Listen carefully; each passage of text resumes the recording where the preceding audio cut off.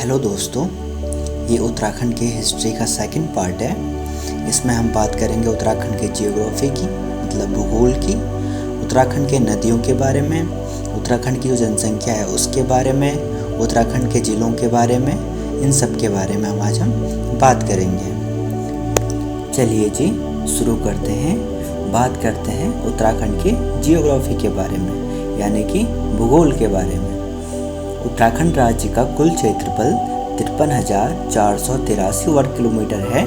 इन राज्यों के क्षेत्रों में 86% पहाड़ और 65% जंगल है। प्राकृतिक संसाधनों में उत्तराखंड विशेष रूप से ग्लेशियर, नदियाँ, घने जंगल और बर्फ से भरे ढके पहाड़, चोटियों के साथ पानी और जंगलों से समृद्ध है, जो उत्तर के चीन, तिब्बत और पूर्व में नेपाल के साथ अंतर्राष्ट्रीय सीमाओं को स्पर्श करता है, यानी कि वहाँ तक इसकी सीमाएं फैली हुई हैं। और अगर क्षेत्रफल की दृष्टि से हम देखें तो उत्तराखंड का सबसे बड़ा जिला चमोली है तथा सबसे छोटा जिला चंपावत है। उत्तराखंड के 5 जिले अंतर्राष्ट्रीय सीमा यानी कि इंटरनेशनल बॉर्डर को स्पर्श करते हैं। इनमें से कुमाऊं मंडल के 3 जिले हैं, जिनका नाम ऊधम सिंह नगर, चंपावत और पिथौरागढ़ है, तथा गढ़वाल मंडल के 2 जिले हैं, जो एक चमोली है और दूसरा उत्तरकाशी है। उत्तराखंड हिमालय श्रृंखला की दक्षिणी ढलान पर स्थित है और यहाँ मौसम और वनस्पति में ऊंचाई के साथ साथ बहुत परिवर्तन होता रहता है। सबसे ऊंचे ऊंचे स्थल हिम और पर्वतों से ढके हुए हैं। उनके नीचे 5,000 से 3,000 मीटर तक घास भूमि और झाड़ी भूमि है। 3,000 से 2,600 मीटर की ऊंचाई पर समशीतोष्ण पश्चिम हिमालयी चौड़ी पत्तियों वाले वन हैं, जो 2,600 से 1,500 मीटर की ऊंचाई पर हैं। 1,500 मीटर से नीचे हिमालयी उष्णकटिबंधीय पाइन वन है।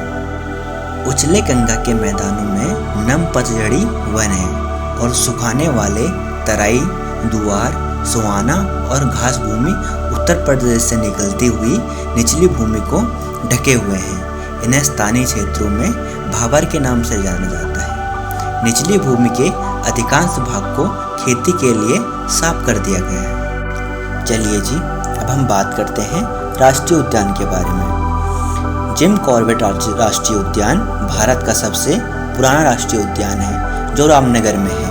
वहीं चमोली जिले में फूलों की घाटी राष्ट्रीय उद्यान और नंदा देवी राष्ट्रीय उद्यान है। वहीं गोविंद पशु विहार और गंगोत्री राष्ट्रीय उद्यान उत्तरकाशी जिले में स्थित है। चलिए जी अब हम बात करते हैं उत्तराखंड की नदियों के बारे में। उत्तराखंड अनेक नदियों का उद्गम स्थल है, यानी कि जहाँ से बहुत सारी नदियाँ निकलती हैं। यहाँ की नदियाँ सिंचाई व जल विद्युत उत्पादन का प्रमुख संसाधन है। हिंदुओं की पवित्र नदी गंगा का उद्गम स्थल मुख्य हिमालय की दक्षिणी श्रेणी में है। गंगा का प्रारंभ अलकनंदा व भागीरथी नदियों से होता है। अलकनंदा की सहायक नदी धौली, विष्णुगंगा तथा मंदाकिनी है। गंगा नदी भागीरथी के रूप में गोमुख स्थान से 25 किलोमीटर लंबे गंगोत्री हिमनद से निकलती है। भागीरथी और अलकनंदा देवप्रयाग में संगम करते हैं, जिसके पश्चात वो गंगा के रूप में पहचानी जाती है। मैं जल्द ही आपके लिए उत्तराखंड की नदियों के बारे में एक अलग से वीडियो लाऊंगा। चलिए जी अब आते हैं हम उत्तराखंड के मौसम के बारे में। उत्तराखंड के मौसम की बात करें तो उत्तराखंड के मौसम को 2 भागों में विभाजित किया जा सकता है, एक पर्वतीय और दूसरा कम पर्वतीय। कम पर्वतीय अर्थात समतलीय कह सकते हैं इसे। उत्तर और उत्तर पूर्व में मौसम हिमालयी उच्च भूमियों का प्रतीकात्मक है। यहाँ पर मानसून का वर्ष पर बहुत प्रभाव पड़ता है। राज्य में अगर साल के हिसाब से देखें तो यहाँ पे औसतन 2008 के आंकड़ों के अनुसार 1606 मिलीमीटर बारिश हुई थी। और अगर बात करें उत्तराखंड के तापमान की तो यहाँ का अधिकतम तापमान पंतनगर में रिकॉर्ड किया गया था, जो था 40.2 डिग्री।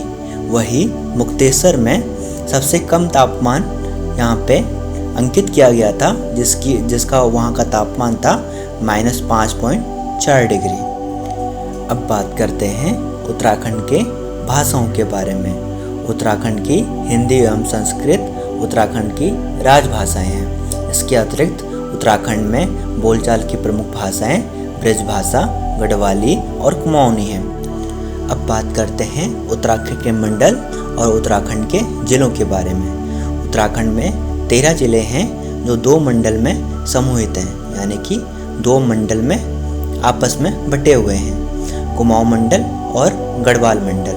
कुमाऊं मंडल के 6 जिले हैं, जिसमें से अल्मोड़ा जिला, ऊधम सिंह नगर जिला, चंपावत जिला, नैनीताल जिला, पिथौरागढ़ जिला और बागेश्वर जिला है। वही गढ़वाल मंडल के 7 जिले हैं, उत्तरकाशी जिला, चमोली गढ़वाल जिला, टिहरी गढ़वाल जिला, देहरादून जिला, पौड़ी गढ़वाल जिला, रुद्रप्रयाग जिला, हरिद्वार जिला। चलिए जी, बात करते हैं उत्तराखंड की जनसंख्या के बारे में। अगर हम 2011 की जनगणना के अनुसार चलें तो उत्तराखंड की जनसंख्या 1,11,06,752 है और 2001 की जनगणना के अनुसार अगर हम चलें तो उत्तराखंड की जनसंख्या 84,89,349 थी। इसमें सर्वाधिक जनसंख्या राजधानी देहरादून की थी, जो 5,30,263 थी। मैदानी क्षेत्रों के जिले पर्वतीय जिलों की अपेक्षा अधिक जनसंख्या घनत्व वाले हैं, यानी कि यहाँ पे ज़्यादा लोग रहते हैं। राज्य के मात्र 4 सर्वाधिक जनसंख्या वाले जिलों में राज्य की आधे से अधिक जनसंख्या निवास करती है। जिलों में जनसंख्या का आकार 2 लाख से लेकर अधिकतम 14 लाख तक है। उत्तराखंड के मूल निवासियों को कुमाऊनी या गढ़वाली कहा जाता है, जो प्रदेश के 2 मंडलों कुमाऊं और गढ़वाल में रहते हैं।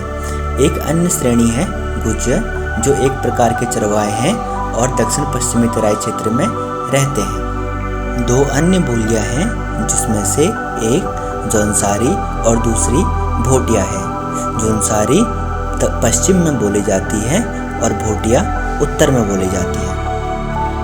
लेकिन हिंदी पूरे प्रदेश में बोली जाती है और समझी जाती है, और शहरों में रहने वाली जनसंख्या अधिकतर हिंदी ही बोलती है। शेष भारत के समान ही उत्तराखंड में हिंदू बहुमत है और कुल जनसंख्या का 85% है। इसके बाद मुसलमान 12%, सिख 2.5% और अन्य धर्मावली 0.5% है। यहाँ लिंगानुपात यानी कि 100 पुरुषों में केवल 964 ही महिलाएं हैं और साक्षरता दर 72.28 है। कुमाऊं और गढ़वाल के इतिहासकारों का कहना है कि आरंभ में यहाँ केवल 3 जातियाँ थीं: राजपूत, ब्राह्मण और शिल्पकार। राजपूतों का मुख्य व्यवसाय जमींदारी और कानून व्यवस्था बनाए रखना था। वहीं ब्राह्मणों का मुख्य व्यवसाय था मंदिरों और धार्मिक अवसरों पर धार्मिक अनुष्ठानों को करना। शिल्पकार मुख्यतः राजपूतों के लिए काम किया करते थे। राजपूतों द्वारा 2 उपनामों मतलब इनकी जो जात थी वो रावत और नेगी का उपयोग करते थे। उत्तराखंड के इतिहास की हमारे सीरीज की अभी ये सिर्फ शुरुआत है। इसके बाद मैं आपको उत्तराखंड के इतिहास से रिलेटेड और वीडियोस प्रोवाइड करवाऊँगा, जिसमें उत्तराखंड के इतिहास की और ज़्यादा डिटेल्स आपको देखने को मिलेगी। तब तक के लिए हमारे साथ बने रहें, हमारे चैनल को सब्सक्राइब करें और कमेंट शेयर करना ना भूलें।